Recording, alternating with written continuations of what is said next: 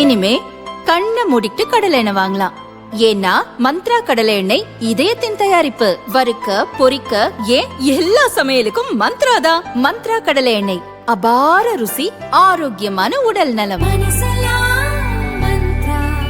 சென்னையில் பூந்தமல்லி, கோயம்பேடு, சைதாப்பேட்டை உள்ளிட்ட பகுதிகளில் இருந்து அடையாறு, ஈசிஆர், OMR செல்ல மத்திய கைலாஷ் சந்திப்பு முக்கிய வழித்தடமாக உள்ளது.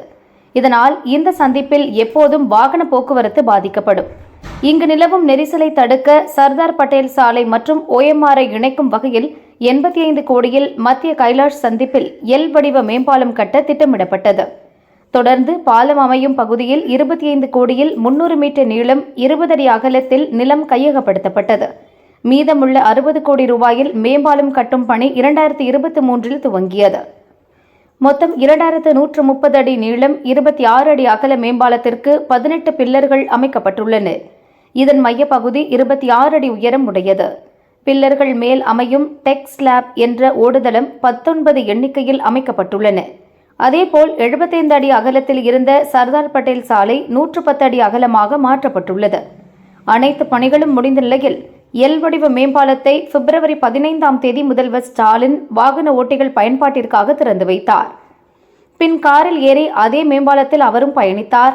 இதற்கிடையே பாலம் திறக்கப்பட்டு ஒரு சில நாட்களிலேயே அதன் கட்டுமான தரம் குறித்த சந்தேகம் எழுந்துள்ளது.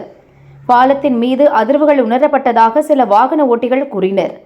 சர்தார் பட்டேல் சாலையில் இருந்து பாலத்தின் முதல் 80 மீட்டர் தூரம் தார் சாலையாக இருப்பதால் அங்கு அதிர்வுகள் இல்லை. ஆனால் மீதமுள்ள பகுதி சிமெண்ட் கான்கிரீட் மூலம் அமைக்கப்பட்டுள்ளதால் அங்கு சாலை சீரற்றதாக உள்ளதாக குற்றச்சாட்டு எழுந்துள்ளது. பாலத்தின் மீது 50க்கும் மேற்பட்ட இடங்களில் வாகனங்களை தூக்கி போடும் அளவுக்கு மேடும் பள்ளமாக உள்ளது. எல் வளைவு மிகவும் குறுகலாக இருப்பதால் 2 வீலர்களில் செல்பவர்கள் தடுமாறி விழக்கூடிய சூழல் நிலவுகிறது. இதனால் பலரும் எல் வடிவ மேம்பாலத்தை தவிர்த்துவிட்டு பாலத்திற்கு கீழ் சாலை வழியாகவே பயணிக்க தொடங்கியிருப்பதாக சொல்கின்றனர். இதன் மூலம் எல் வடிவ மேம்பாலம் அமைக்கப்பட்டதன் நோக்கமே படுதோல்வி அடைந்து விட்டதாக வல்லுநர்கள் குற்றஞ்சாட்டுகின்றனர். பயணிகள் பாதுகாப்பாக செல்லும் அளவுக்கு பாலத்தை மறுசீரமைப்பு செய்ய வேண்டும் என்கிற கோரிக்கை அரசுக்கு முன்வைக்கப்படுகிறது. இப்போ அந்த பிரிட்ஜில் அந்த பர்டிகுலர் ஏரியாவில் ரோடு ஒர்க்லாம் முடிக்கல, தாரெல்லாம் பூசாமல் காங்கிரீட் வச்சு திறந்துருக்காங்க. அதுவும் தவறு. அது மூலிமா நிறைய ஆக்சிடெண்ட் ஆகிறதுக்கு வாய்ப்பு இருக்குது. அப்போ அந்த இடத்துல பர்டிகுலர் இடத்துல அந்த மத்திய கைலாஷ்லேருந்து OMR கனெக்ட் பண்ணுற பிரிட்ஜஸ் வந்து ஏதாவது மேஜர் ஆக்சிடென்ட் நடந்தால் அரசாங்கம் தான் மிகப்பெரிய பொறுப்பு. ஏன்னா இன்ஜினியரிங் கண்ட்ரோலும் டிசைன், ஆர்கிடெக்ட் டிசைனும் வந்து சில தவறுகள் இருக்குது. சேஃப்டி வந்து பெருசாக கம்பைல் பண்ணாத மாதிரி தெரியுது. இன்னொரு பாயிண்ட்டு, எனக்கு தெரிஞ்சு எல்லா ரோட்லேயும் பிரிட்ஜிலையும் வந்து ரோடு போடுச்ச ஃபுல்லாக வந்து தார்பாலிங் போடுவாங்க. காங்கிரீட் வந்து partial plus government, state government officers சொல்கிறாங்க பார்த்தீங்களா, இனிமேல் இது எல்லாமே 4 போக்கில் சரியாயிடும். அது மாதிரி ஆகிறதுக்கான சான்சஸ் டெக்னிக்கலி கிடையாது. அதுதான் உண்மையும் கூட. ஸோ அதாவது மனித உயிரை காப்பாற்ற வேண்டியது அரசாங்கத்தோடைய முதன்மையான கடமை.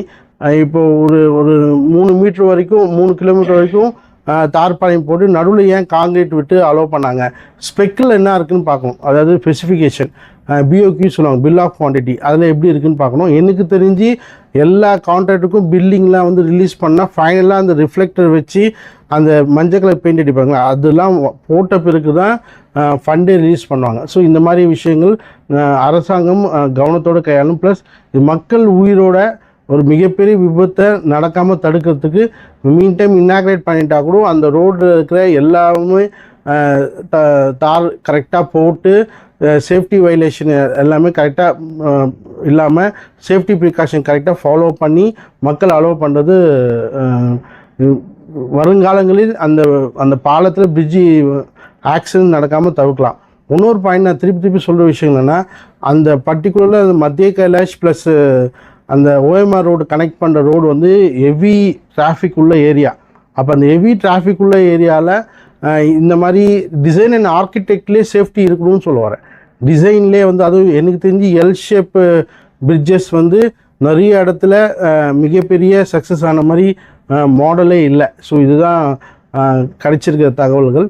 ஸோ இந்த மாதிரியான சாத்தியக்கூறுகள் கரெக்டாக எடுத்துகிட்டு ஃப்யூச்சரில் இது மாதிரி ஆக்சிடென்ட்ஸ் நடக்காமல் தடுக்கிறது அரசாங்கத்தோடைய தலையாய கடமையாகும். சரி, இப்போது காங்கிரீட்லாம் வந்து இப்போ இவங்க சொல்கிறாங்க பார்த்தீங்களா, அந்த காங்கிரீட்டில் போட்டுக்கும் 4 போக்கில் சரியாயிடும், அது மாதிரிலாம் இருக்க வாய்ப்பே இல்லை.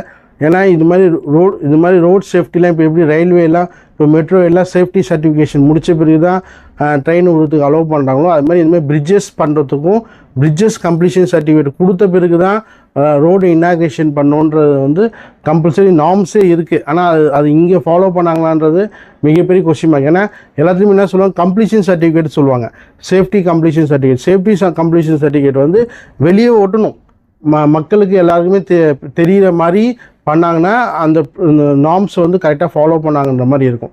ஸோ இது வந்து மேண்டேட்டரியாக பண்ணால் மக்களுக்கும் ஒரு பெரிய அவேர்னஸ், ஓகே நம்ம போகிறது சேஃபாக இருக்குன்றது மக்களுக்கும் தெரியும். எல் ஷேப்புன்றது வந்து டேரெக்டாக போயிட்டு அது 90 டிகிரி சொல்லுவாங்க. அது மாதிரி சடனாக திரும்புறச்சு நிறைய விபத்துக்கள் ஏற்படுறதுக்கு வாய்ப்புகள் ஜாஸ்தி. அதுக்கோசம் தான் அந்த மாதிரி பண்ணக்கூடாது. அதுக்கு தான் இப்போ கத்திப்பாரெல்லாம் பார்த்தீங்கன்னா அந்த 8 ஷேப்பில் மாதிரி வரும், ஒரு பெண்டாய் கவ் மாதிரி வரும், அந்த மாதிரி ஷேப்பில் கொடுத்து, ஏன்னா உள்ள ஒரு ரிங்கு மாதிரி போட்டு கூட வெளியே எடுக்கலாம். ஏன்னா சடனாக நீங்கள் திரும்பிடுச்சு எல்லா இடத்துலையும் விபத்து ஏற்படுறதுக்கான சான்சஸ் இருக்குது. அதுதான் திருப்பி சொல்கிறேன், டிசைன் அண்ட் ஆர்கிடெக்ட் பண்ணுறாங்களே, அந்த ரோடு டிசைன் பண்ணுறச்சவே இந்த மாதிரியான டிசைனை இன் ஃபியூச்சரில் எங்குமே பண்ணக்கூடாது. It's not and practicable. இல்லை, அதான் பர்டிகுலராக பேட்ச் ஒர்க் பண்ண மாதிரி தான் இருக்குது. அதாவது ரோடு காங்கிரீட் ஒர்க்கு ஃப்ரண்ட்லேயும் லாஸ்ட்லேயும் போட்டுட்டாங்க, சென்டராக வந்து ஃபுல்லாக காங்கிரீட்டோடு விட்டுட்ருக்காங்க. அந்த காங்கிரீட்டு ஸ்டேட் ஹைவே கிட்ட கேட்டால் அவங்க என்ன சொல்கிறாங்கன்னா 4 போக்கில் அந்த ரோடு எல்லாமே சரியாக போயிடும், இப்படி தான் இருக்கும் ஆரம்பத்தில். அப்படின்னா 4 போக்கில் தான் சரியாகுமே தவிர அவங்க ஃபுல்லாக வந்து தார் போடணும் அப்படின்ற மாதிரி மனநிலை இல்லைன்ற மாதிரி தான் எனக்கே தோணுது. அப்போ மீன் டைம் அதில் ஏதாவது வண்டி போய் வழுக்கி விழுந்தாலோ வேறு ஏதாவது வண்டி கிளாஷஸ் ஆனாலோ அது யாருக்கு பொறுப்பு? ஏன்னா ஸ்கிட் ஆகுறதுக்கான சான்சஸ் 70% மேலே அதிகமாக இருக்குது. இப்போ அந்த மாதிரி எதுவும் நடக்காமல் இருக்கிறதுக்கு என்ன கோரிக்கை வைக்கிறீங்க சார்? சேஃப்டி ப்ரிகாஷன்ஸ் கரெக்டாக ஃபாலோ பண்ணணும் சார். திருப்பி சொல்கிற விஷயம் அதுதான். சேஃப்டி இன்ஜினியரிங் வந்து நிறைய செக்லிஸ்டஸ் இருக்குது, பொதுமக்களுக்கு புரியுதுன்னு நான் சொல்கிறேன். சேஃப்டி கம்ப்ளீஷன் சர்டிஃபிகேட்டை வந்து வெளியே டிஸ்பிளே பண்ணாலே மக்களுக்கு வந்து அந்த அவேர்னஸ் கிடைச்சிரும். அப்போது இதுக்கு கம்ப்ளீஷன் சர்டிஃபிகேட் யார் கொடுத்தா அப்படின்ற கொஸ்டின் வந்து அரசாங்கம் வந்து ஆன்சர் பண்ணணும். இந்த பில்டிங் வந்து நான் ஃபுல்லாக இப்போ திறந்துட்டாங்கன்னா கம்ப்ளீஷன் சர்டிஃபிகேட், ஏன்னா பொதுமக்களோட பயன்பாடு அதில் இருக்க போகுது. அது எல்லா தரப்பான வயதினரும் வருவாங்க, சின்ன பசங்க வருவாங்க, கர்ப்பிணிகள் வருவாங்க, வயதானவர்கள் வருவாங்க. இவங்க தான் வரணும், இவங்க தான் வரக்கூடாதுன்னு நம்ம சொல்லவே முடியாது பிரிட்ஜஸ் ஆக்டிவிட்டியில். அப்போ இது எல்லா தரப்பு வயதான மக்களுக்கும் இந்த டெஸ்ட் ட்ரைவ் எல்லாமே கரெக்டாக பண்ண முடியுமா எல்லாம் செக் பண்ணிட்டு தான் அலோவ் பண்ணணும். இது எனக்கு தெரிஞ்சு தமிழ்நாடு அரசாங்கம் அவங்க ஆட்சி நிலை முடிகிற காலத்துக்குள்ளே திறந்தணுன்ற மனப்போக்கில் திறந்த மாதிரி தான் தெரியுது.